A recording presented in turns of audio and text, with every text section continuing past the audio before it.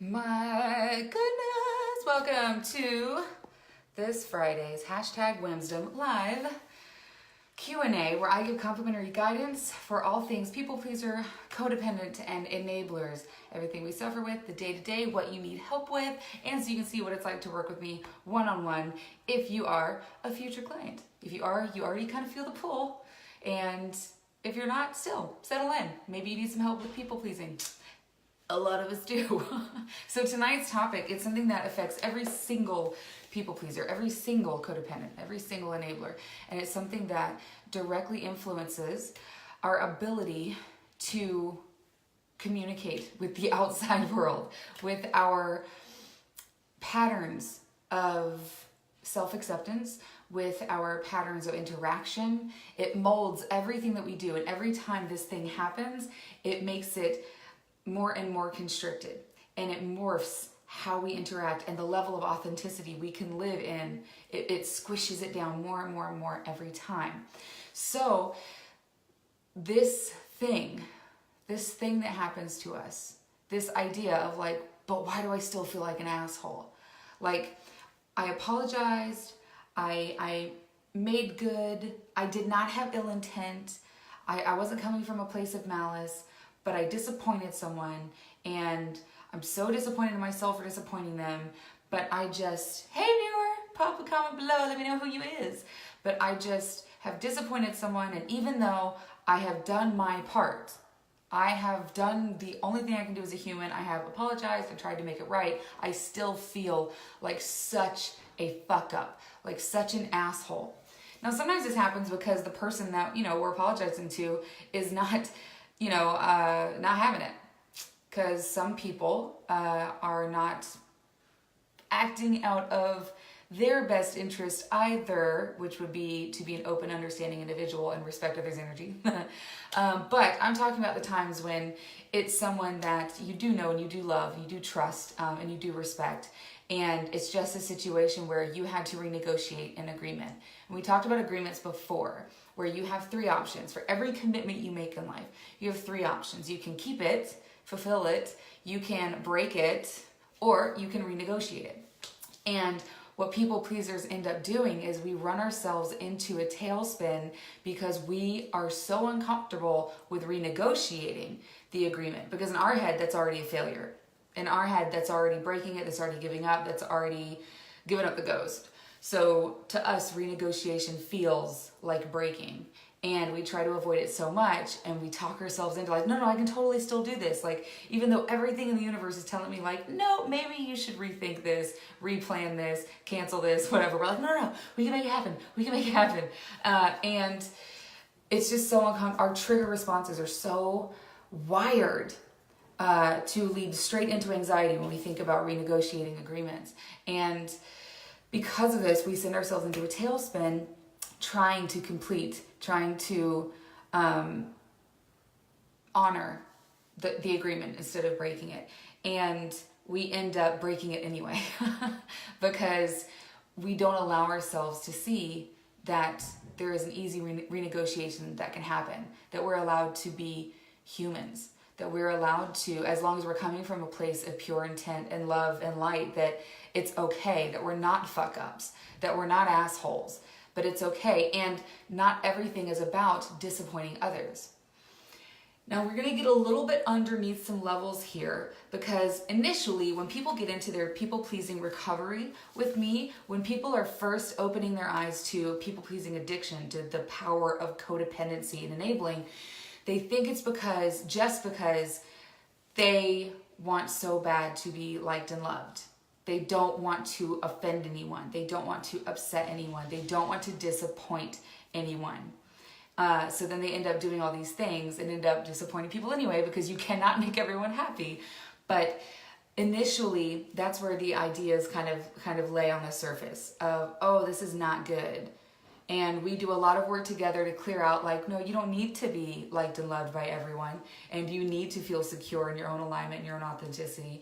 And you need to surround yourself with people that respect your energy as much as you respect theirs. And you need to trust your empathy, and you need to honor, but not trust your fear and what it's trying to do to you.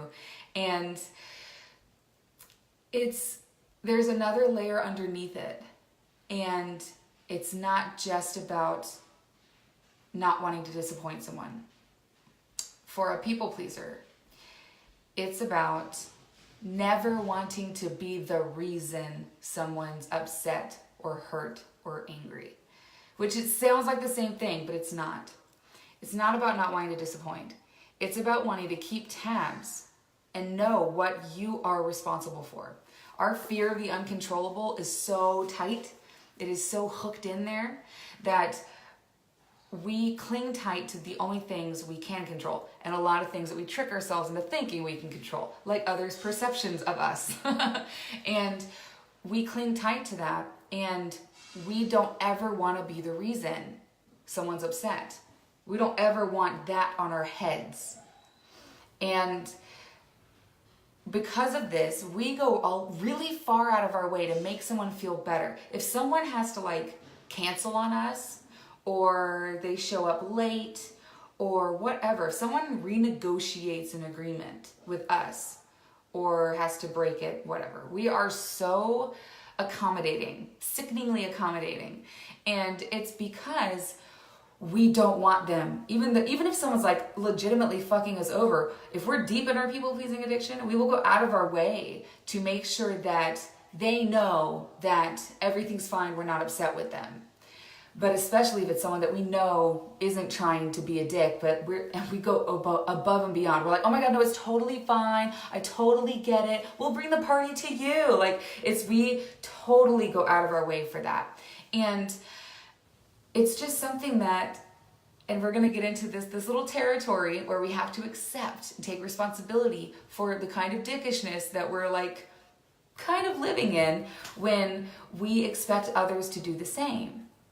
And when someone else doesn't give us the response that we would give someone, when we get a response that is, in our idea, either mellow or not forgiving or not just over the top enough, if it's not the way that we would have responded, then we immediately go in a tailspin, a fear spiral, and try to figure out what's going on. Well, they just said okay. What does that mean? Does that mean okay, they're mad at me? Or okay, it's fine? Or okay, I never want to see you again? And we just go into this tailspin.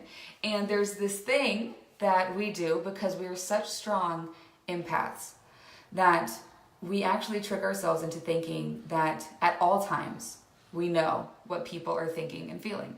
Or we can at least figure it out for ourselves if we obsess over it enough. And it's such a dick move that people pleasers do.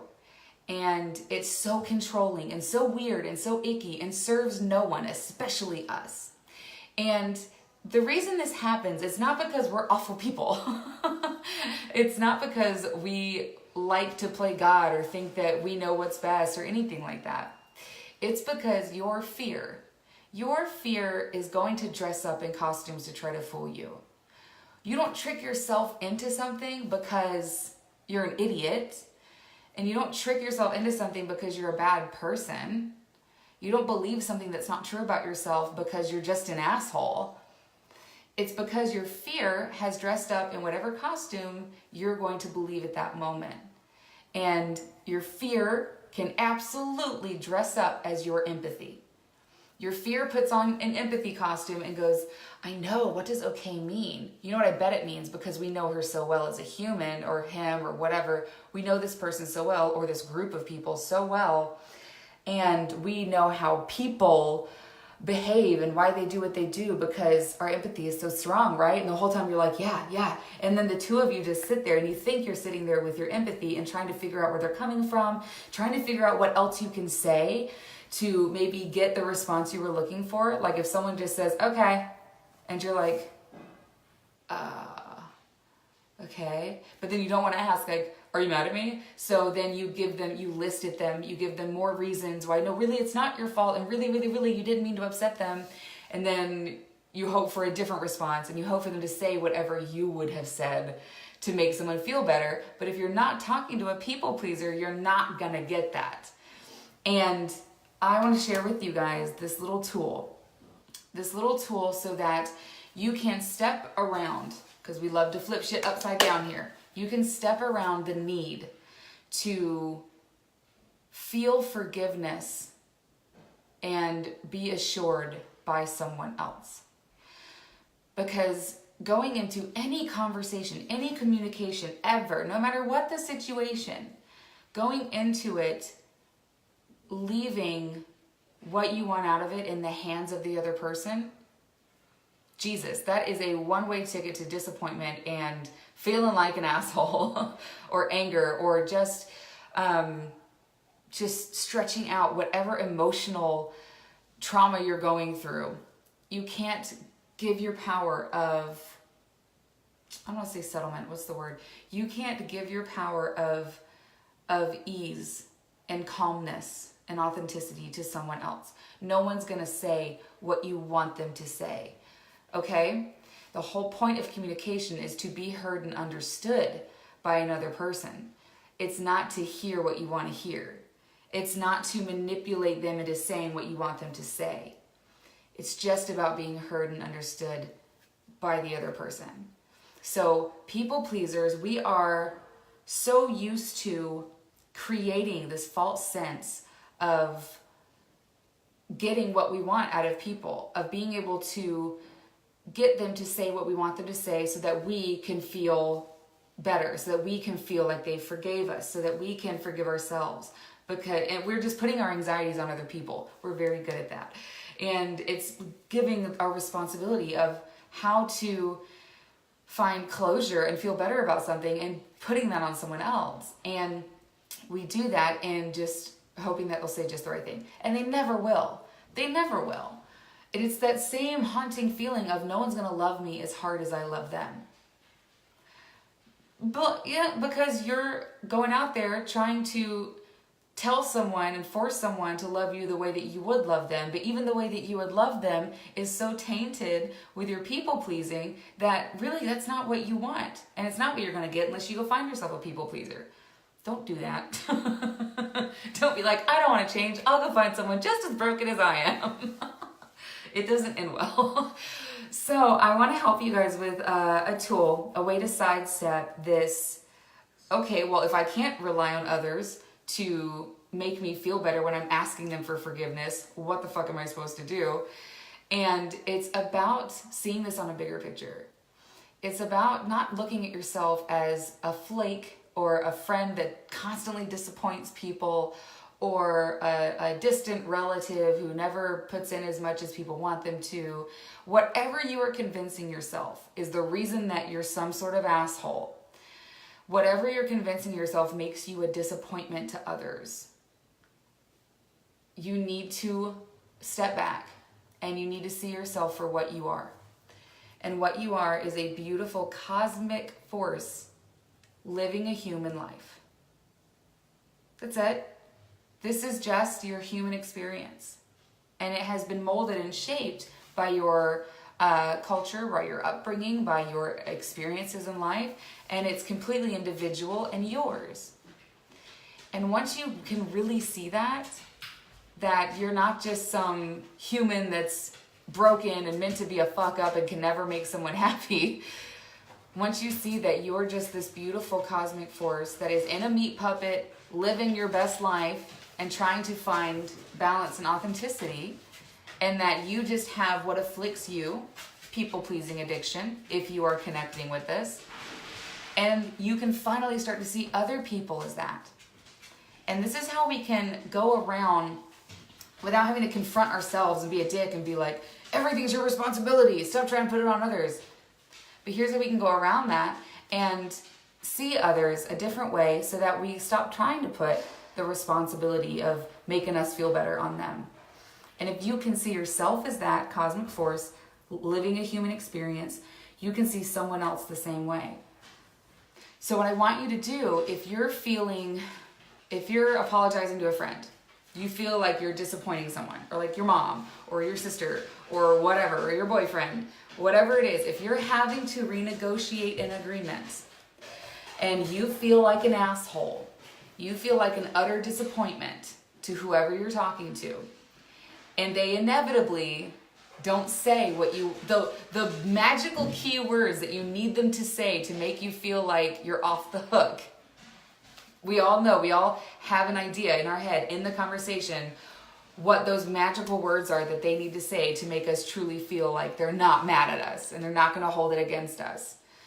So when you find yourself in that moment, I want you to take a step back and I want you to repeat to yourself, I am a cosmic force living a human experience with my own affliction of people-pleasing addiction. They are a cosmic force, sorry about all the noise, they are a cosmic force living their human experience with their own afflictions. Because guess what? Just because someone else isn't a people pleaser doesn't mean they don't have their own shit to deal with. Okay? And I want you to wrap that mantra up in a bow and make sure that you are not putting your fear into this communication with this person. You're not putting that out there. You're not allowing your fear to dress up as your empathy and talk you into knowing what they're thinking and talk you into tricking yourself into believing all of these nasty things that your fear is telling you. Oh, I bet she's really mad at me. I bet he's really mad at me. I bet they're never going to talk to me again. I bet they're talking about me. I bet I've disappointed them for the last time. Just all of these thoughts.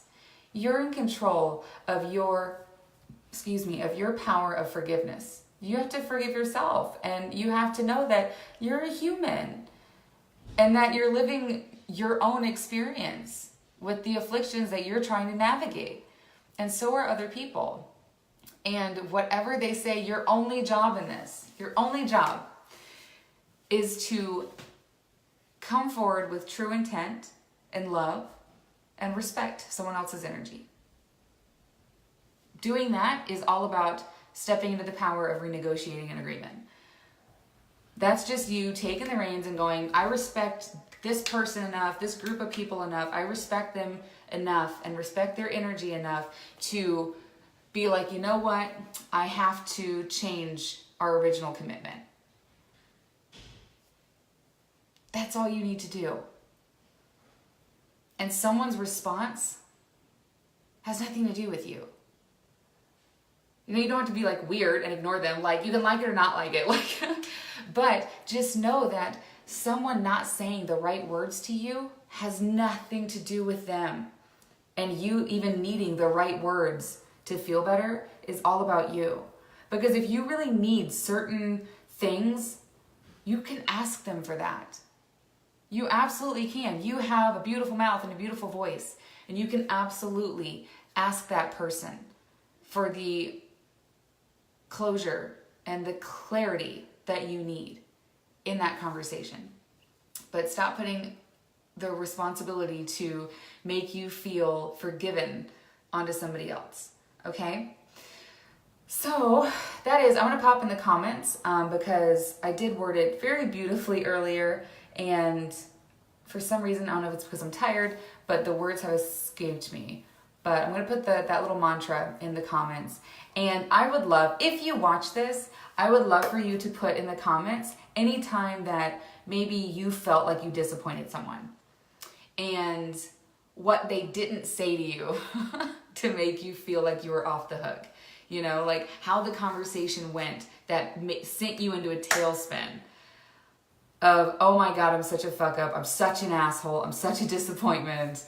And we need to talk about that, because we need to talk about how your fear allowed you to take someone else's words and make you feel even worse. Because it's a powerful, powerful thing. And the way that people pleasers are able to trick themselves into a lot of tailspins of negative thought is because they trust their fear, because their fear is dressed up as something else. So I love you guys so much. I hope if you are in a situation like this, that you know and you have the confidence in your actions, or whatever you've had to do to renegotiate agreements lately, and that you know that it is possible to rewire trigger responses. That renegotiating agreements doesn't have to trigger anxiety. It doesn't have to trigger what ifs or they'll hate me's or any of that nonsense. It can literally feel like a responsible adult move if you let it, if we work to change those trigger responses. I love you guys so much. Go have an amazing rest of your Friday night. Bye.